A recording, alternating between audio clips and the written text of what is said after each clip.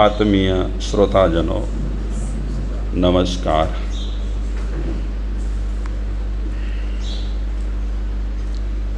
યોગી ભર્તૃહરિ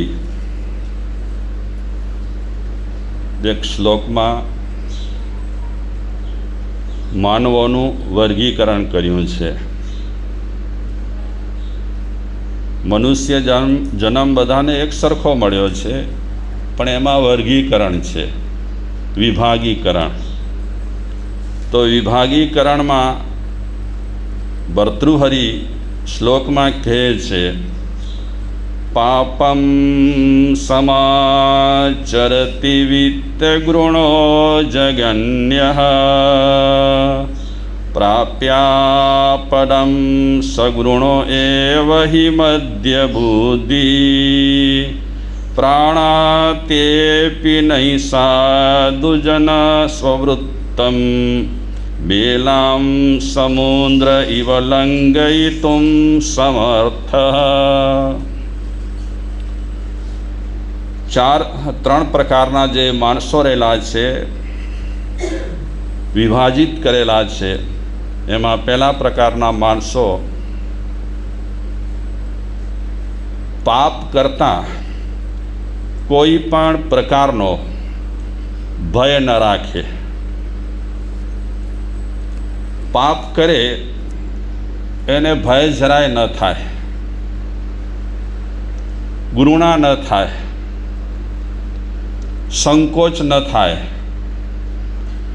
આ પાપ હું કરી રહ્યો છું, એના શું દુષ્પરિણામ રહેલા છે એના જરાય એને વિચાર ના આવે. પાપ કરતો રહે, રસપૂર્વક પાપ કરતો રહે, જરાય પણ એને અરેરાટી ન થાય.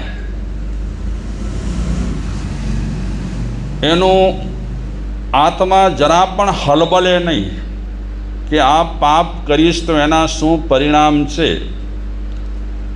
આ પહેલા પ્રકારના માણસોને ભર્તૃહરિએ જગન્ય માણસો કહ્યા છે. કનિષ્ઠ પ્રકારના માણસો એટલે કે હલકા માણસો, જેમને પાપ કરવાનો જરા માત્ર પણ ભય ન હોય. આપણે ત્યાં મડારી આવે, મડારીના કરંડિયામાં સાપ રહેલો હોય.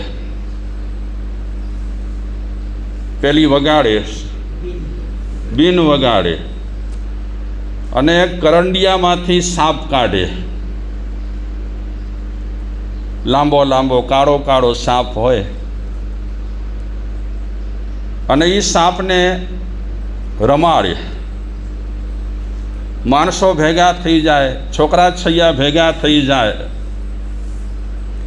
થોડી થોડી વારે એ ફેણ ઊંચે કરે અને મારે પણ ખરો મડારીને. એ બધું જોતા જોતા પછી આપણને મડારી કહે કે ભાઈ તમે પણ આવો અને મારી જેમ સાપને રમાડો.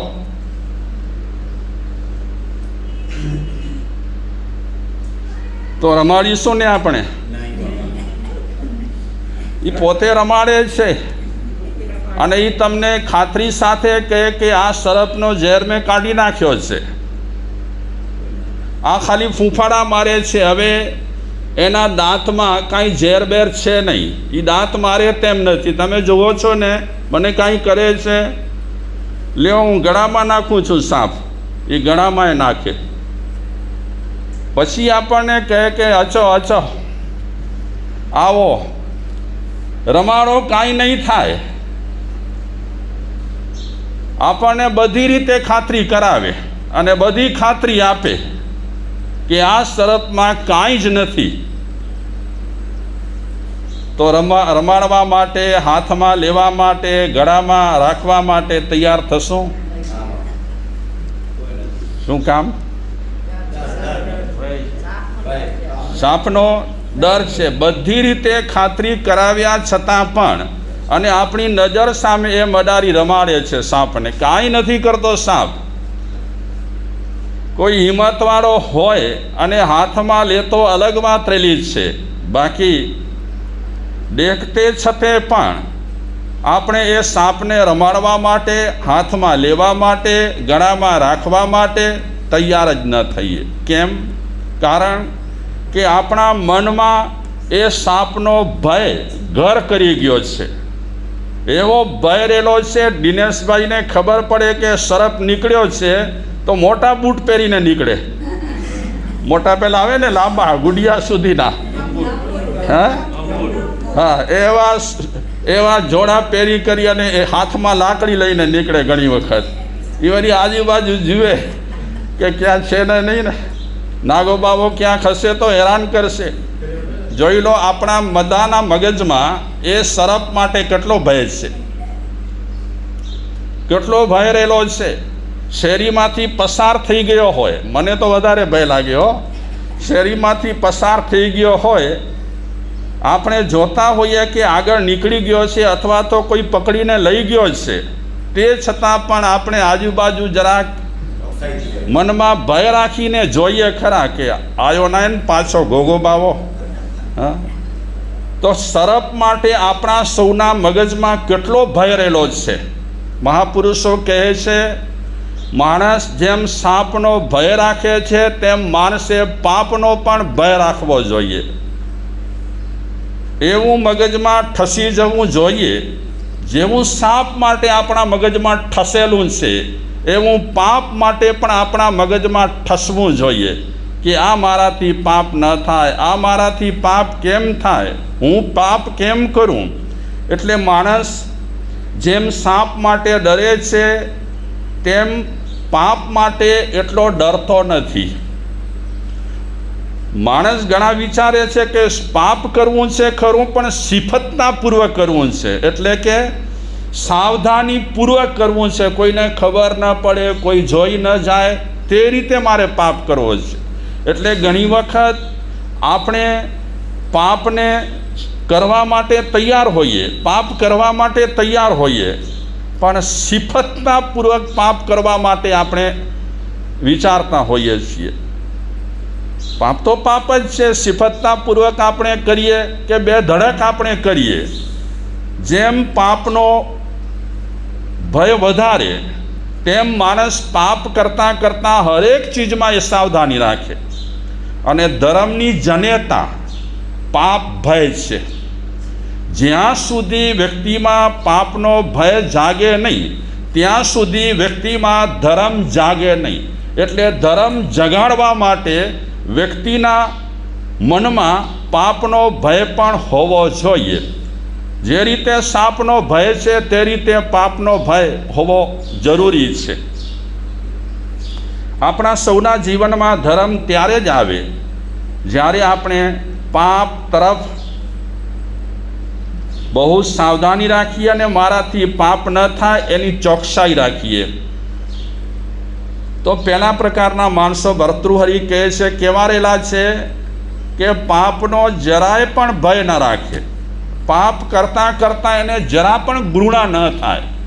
એ હિંસા પણ કરે, જૂઠું પણ ડગલે ને પગલે બોલે, ચોરી પણ કરે, ભ્રષ્ટાચાર પણ કરે, પરિગ્રહ પણ ખૂબ પ્રમાણમાં રાખે, તે છતાં પણ એ પાપોનો ભય એને જરા પણ સ્પર્શતો નથી. આમ જોવા જઈએ તો આપણા શાસ્ત્રોમાં 18 પ્રકારના પાપ બતાવ્યા છે. આપ સૌ સામાયિક બાંધતી વખતે પણ બોલો છો, પ્રતિક્રમણમાં પણ મણિભાઈ તમે બોલો છો. આ 18 પાપ જે પાપો રહેલા છે એ વિશ્વના સર્વોપરી પાપો રહેલા છે. અને આ પાપો તરફ માણસ બેદરકાર રહે તો ધર્મમાં ક્યારે પણ વિકાસ સાધી શકતો નથી. હું હોઉં કે તમે હો, આ પાપો મારાથી થઈ જાય છે, કેમ થાય, હું પાપ કેમ કરું, બને ત્યાં સુધી મારે જેટલી સાવધાની રાખવી પડે તેટલી સાવધાની રાખી કરી અને મારાથી પાપ ન થાય તે માટે ચોક્કસ રહીશ. મહાપુરુષો કહે છે બીજું કાંઈ કરવાનું નથી. ધર્મ માટે તમે શું કામ એટલા ટેન્શન રાખો છો? ધર્મમાં આમ કરવું ને ધર્મમાં તેમ કરવું ને ધર્મમાં આ ક્રિયા છે ને ધર્મમાં તે ક્રિયા છે. આ ક્રિયાઓ છે ને માણસે ઊભી કરી છે. ભગવાને કોઈ ક્રિયાઓ ઊભી નથી કરી. ભગવાન એમ ન કહે કે જ્ઞાનનું પૂજન કરો. ભગવાન તો કહે છે કે જ્ઞાનાવરણીય કર્મો જે રહેલા છે એને તોડવા માટે તમે પ્રયાસ કરો.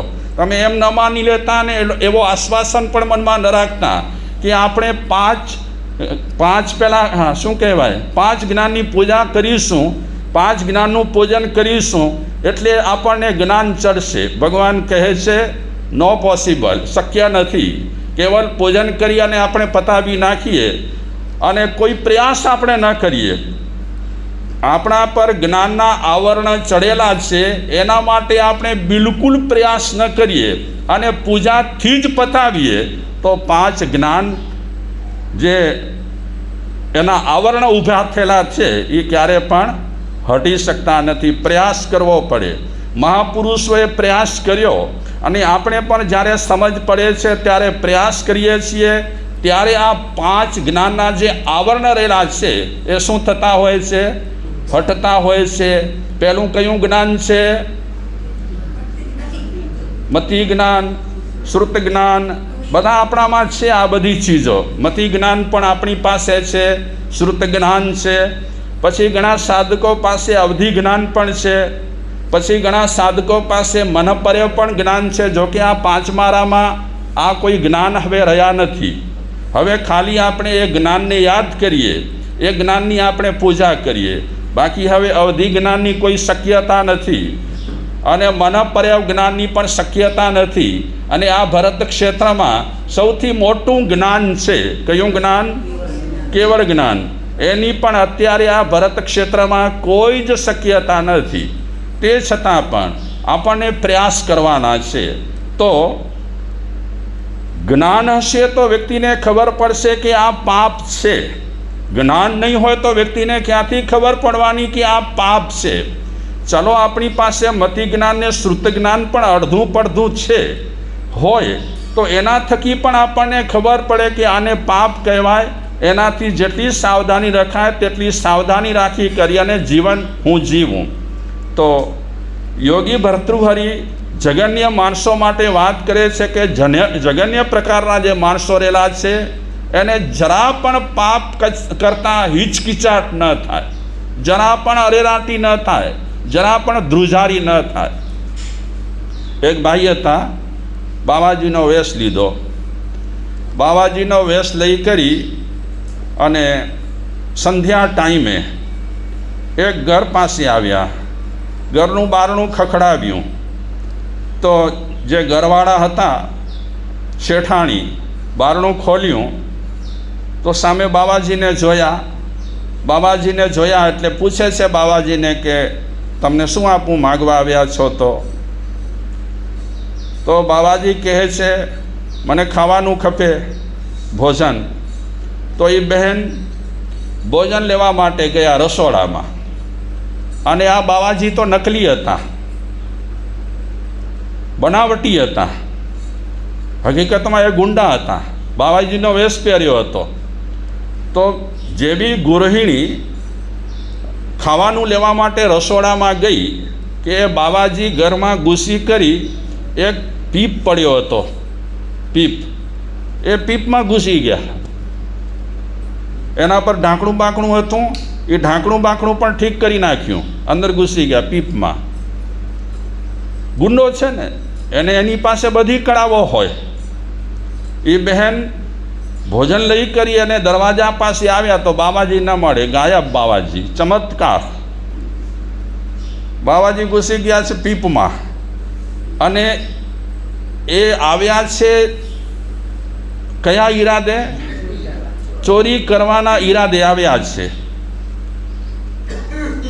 એ બહેનના જે પતિદેવ હતા એ હંમેશા નાઇટ ડ્યુટી પર જતા. સંધ્યા થઈ ગઈ હતી, રાત શરૂ થતી હતી એટલે પતિદેવ તૈયાર થાય છે નાઇટ ડ્યુટી માટે. તો એ બહેને કીધું પત્નીએ કે આજે તમે નાઇટ ડ્યુટી પર ન જાઓ. કે ના, મારે જવું પડશે, આજે તો જરૂરી છે જવું, તમારી મરજી. અને એ ભાઈ તૈયાર થઈ કરી 9-10 વાગે રાતના નીકળી ગયા ઘરમાંથી. તો પત્નીએ કીધું કે બહારથી તમે લોક કરતા જજો. એટલે બહારથી લોક કરી અને ભાઈ ચાલ્યા ગયા.